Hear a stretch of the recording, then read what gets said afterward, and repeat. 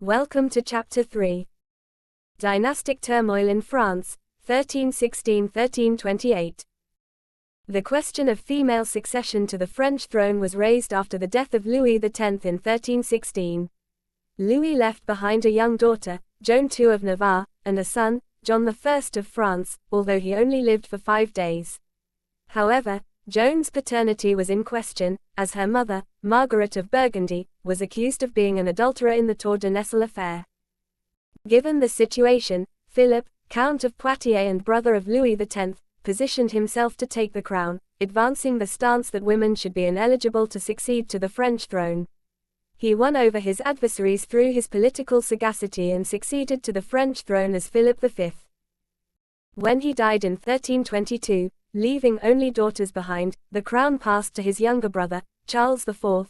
Charles IV died in 1328, leaving behind his young daughter and pregnant wife, Joan of Evreux.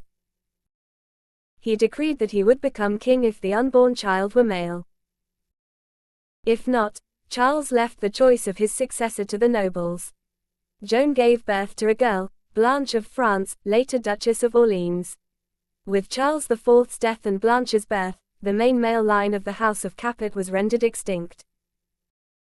By proximity of blood, the nearest male relative of Charles IV was his nephew, Edward III of England.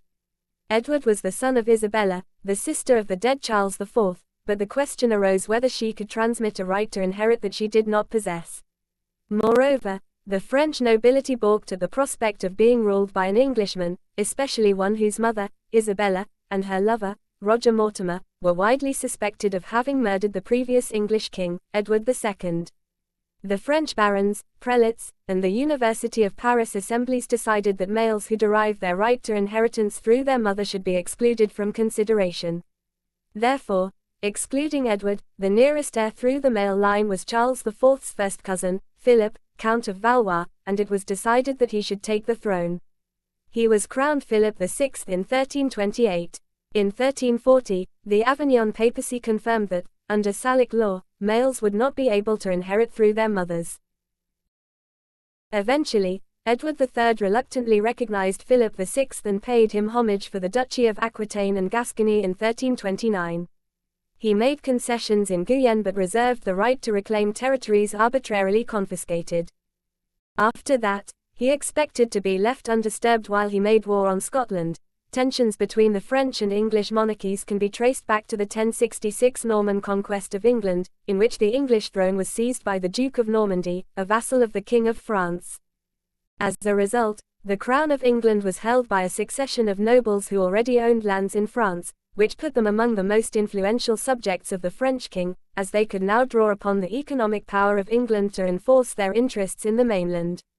To the kings of France, this threatened their royal authority, and so they would constantly try to undermine English rule in France, while the English monarchs would struggle to protect and expand their lands.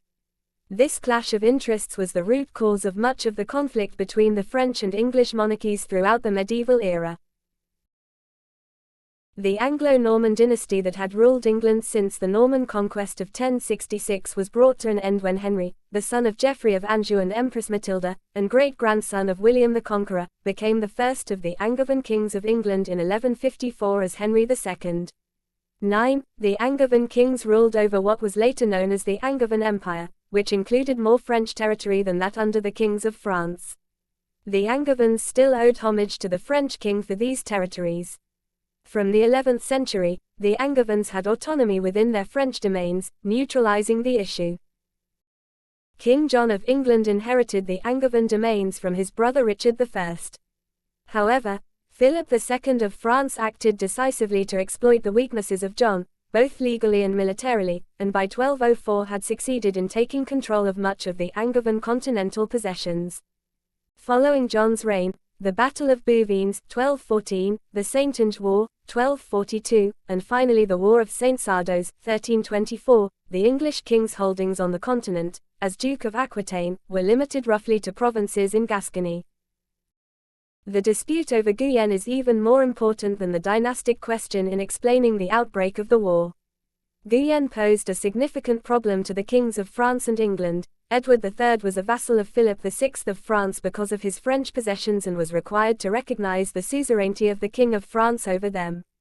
In practical terms, a judgment in Guyenne might be subject to an appeal to the French royal court. The King of France had the power to revoke all legal decisions made by the King of England in Aquitaine, which was unacceptable to the English.